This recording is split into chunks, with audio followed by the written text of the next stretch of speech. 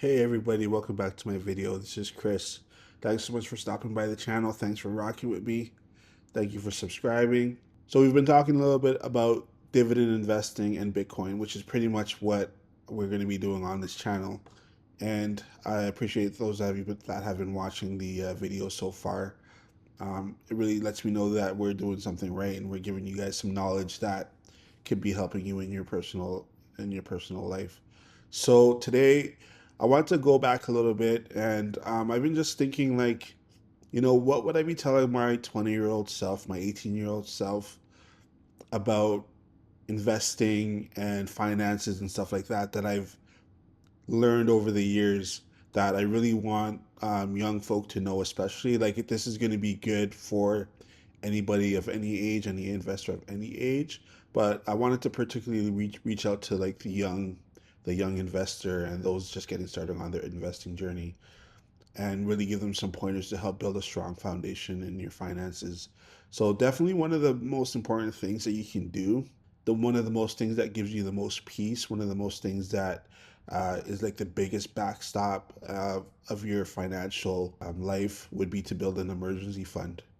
Now, what an emergency fund is basically a cash reserve to cover your living expenses.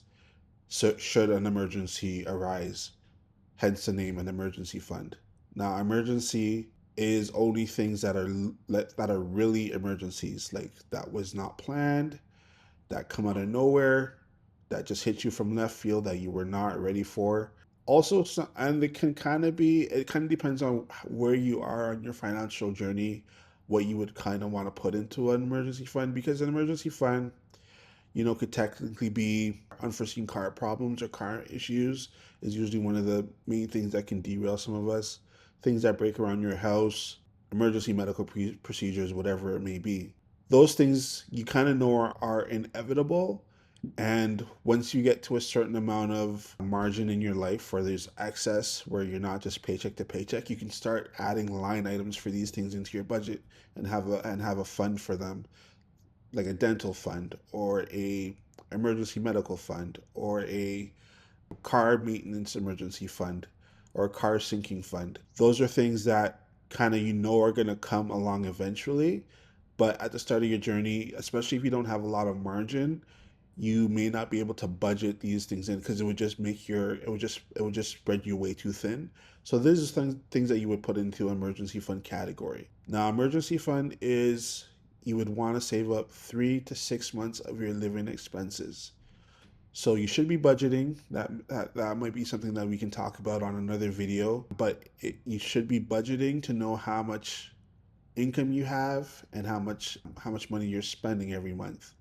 Once you figure out how much you're spending every month, you can then start to plan an emergency fund. Why we give a range for your emergency fund of 3 to 6 months? It's because there's some variables that go into there. How likely is it that you're going to be needing to use an emergency fund? So when you think about whether you should be on the 3 month end of the spectrum or closer to the 6 month or even more spectrum, then you'll be thinking about things like, do I only have a single income? How long have I been at my job? Is my job steady? Do I have a salary position where I get a certain amount of money every week? Am I a salesperson where I can make a lot of money one month and not a lot of money another month? Or could there be dry spells? Am I a realtor? Could there be a 6 month dry spell of me not selling a house and getting any income?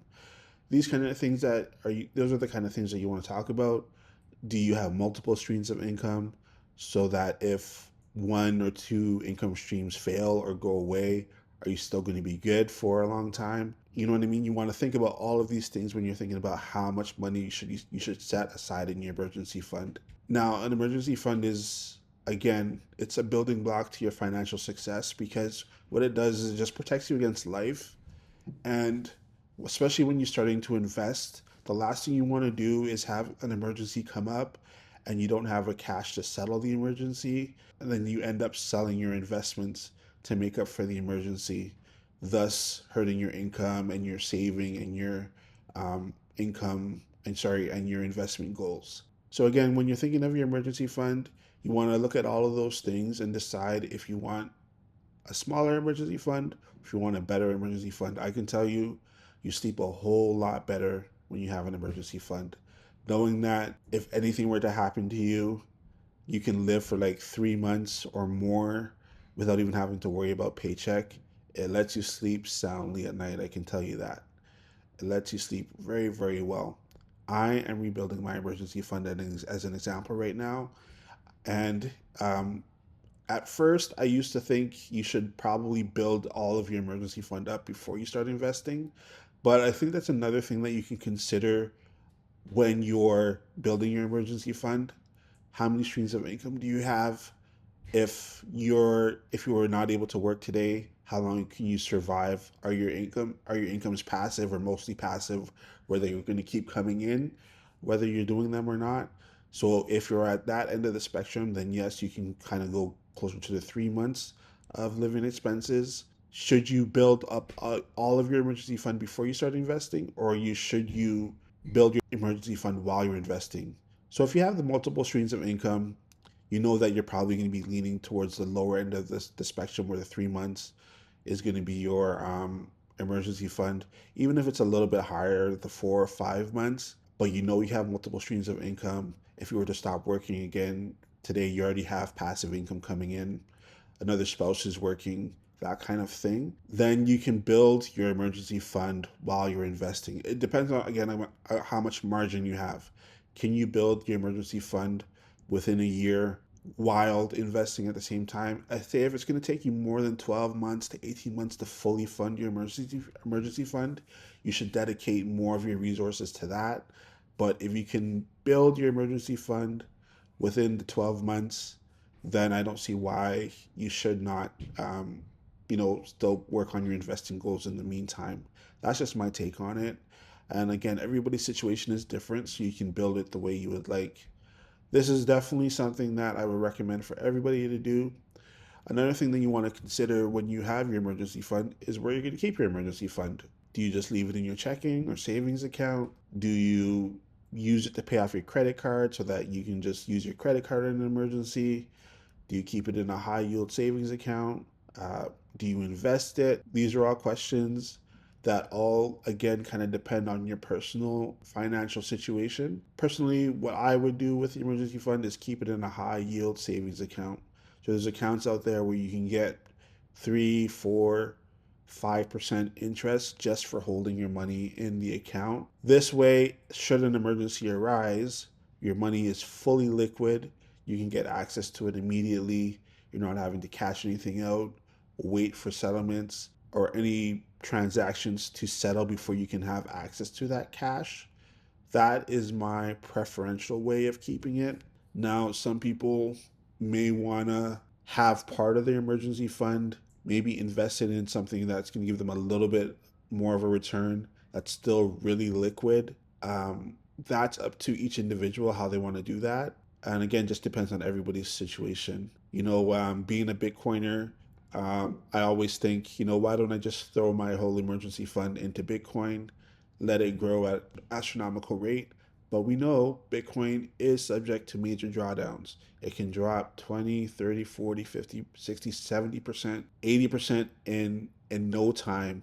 If that were to happen, and if you do that, it's likely going to happen where an emergency would arise. And guess what? Bitcoin is down 60%. So, yeah, you're going to have to cash out your money at a loss to pay for that emergency. That's something that you don't want to have to happen to you. So, maybe you might want to put half of your emergency fund. Maybe you've got a 6 month emergency fund. I'm going to keep 3 months in a very high liquid, high yield savings account, which I can get, the most interest I can on a savings account, and put the other half into Bitcoin. And if an emergency arises, I just start drawing on the 3 months, knowing that I need to start pulling maybe some out of the Bitcoin to replenish the emergency fund, especially if you're green on your Bitcoin. So again, to each its own how you want to store it, but the premise is basically to have that 3 to 6 months peace of mind emergency fund set aside in case anything were to pop up and catch you off guard. And just going back to a bit to the budgeting part of it. So once you got your budget, say you need $4,000 a month to cover all of your expenses, you can take that exact number, $4,000, multiply it by the amount of months that you believe that you need to have an emergency fund for. If it's 3 months, you should have about $12,000 set aside. If it's 6 months, you should have $24,000 set aside. It's up to you to make that distinguishment. And whatever you choose, that's what you will sock away. And believe me, again, it's just the ultimate peace of mind knowing that those funds are there worth anything to happen to you. There's a statistic that I heard as recently as 2025. It may be different now, but it said that an alarming number of people, it was like 60, 70. I wish I had the exact number, but it was like a large number, definitely more than 50% of people that could not afford $1,000 emergency or an $800 emergency, which is quite alarming. That means a lot of people are living paycheck to paycheck and not budgeting and not investing. So don't find yourself in that predicament. Do whatever you can to create margin. You know, if you need to work more, spend less to create that margin that you can start putting in away emergency fund, that's something that you should seriously consider doing. And if you're not able to save your emergency fund because everything that you have that's extra goes into investments, I would pause investing and build your emergency fund up to a place where you can sleep and rest peacefully, knowing that if an emergency was to pop up, you would not need to worry. So anyway, I don't want this video to be too long. It's a very simple premise, but it can get complex the more you dig into it.